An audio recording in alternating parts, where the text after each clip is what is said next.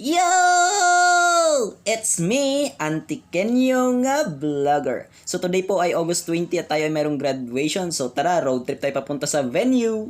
By the way, ito nga pala ang aking mga kaklase at ito yung aming room sa PCCI Antique. At shoutout po sa lahat na aking mga kaklase dyan, especially kay Jeremy, kay Leslie, kay Leia, kay Elena, kay Ma'am Jam. At sa lahat-lahat, shoutout po! Ito po yung aming last na pag-attend ng aming klase.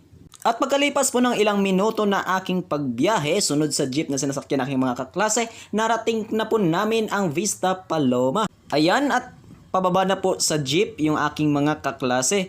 At tara, pasukin na natin ang resort na ito. Tara, let's go! Welcome sa isang napakagandang lugar sa Bilison, Vista Paloma. Tara guys, samahan niyo ako at pasukin na natin to. Sa pagpasok ko pa lang guys, alam na alam ko ng sulit yung bayad namin sa entrance na 150. Yan, so maganda yung kanilang place. Okay, magara siya. At meron pang statue. Wow, ang lupet. At syempre, hindi magpapahuli ang itong napakagandang swimming pool ng Vista Paloma. Talagang mag-i-enjoy ang mga mahilig sa swimming. So tara, puntan pa natin ang ibang lugar. Punta muna tayo sa ating inarkilahan na place. Ayan, so, ayan, marami ding mga punong kahoy dyan. Mga tanim, which is very good, no? Para magkaroon tayo ng fresh air. Ayan, napakalupit talaga ng crystal clear na swimming pool na yan. At syempre, maberding halaman at damo sa unahan. At syempre, napakaganda rin na mga tambayan. Ayan, sa aking mga ka-classmates, shoutout sa inyong tatlo. Ayan, mga cute. At syempre, ito naman po yung aking ibang mga kaklase. Ayan, shoutout sa inyong lahat. Bahala na kung sino-sino pa yung mahagip ng aking camera. Basta kailangan ko kayong makunan. Sige, ihanda nyo na ang pagkain. At para namang ready na tayo sa kainan. Pero whoops, wala munang kukuha. Okay, atin ding bisitahin ng ibang parte ng kanilang place. Ayan, mayroong playground dyan na plus 50 pa ata. Mayroong pa slide pa. At syempre, ito naman yung ating iba pang mga kaklase. Aba, inikot na nila. Shout out po sa inyong lahat. Lalo-lalo na sa dalawang Powerpuff Girls. And mayroon din silang mga cottages kung gusto nyo makapag-chill, relax, at makahigop ng sariwang hangin. At sa likod banda, mayroon ding beach dyan kung gusto nyo mag-swimming sa bye-bye. And napakalupit niyan ng scenic view. The best para sa mga photograph dyan. No? Hilig mag-picture. Ayan, so bagay na bagay ang lugar na ito sa inyo. Wow! Grabe, 18 days nagdasa sa inyo. As in, promise. Kapag batch ka nagdasa ko, promise. Siyempre, pagkatapos ng opening remarks, magkaroon muna ng presentation yung aming grupo, the Monday Group. Pero dahil sasayaw sila, exempted tayo. Hindi tayo sasali dahil tayo ay sasayaw lamang sa presensya lamang ng Panginoon, wala ng iba.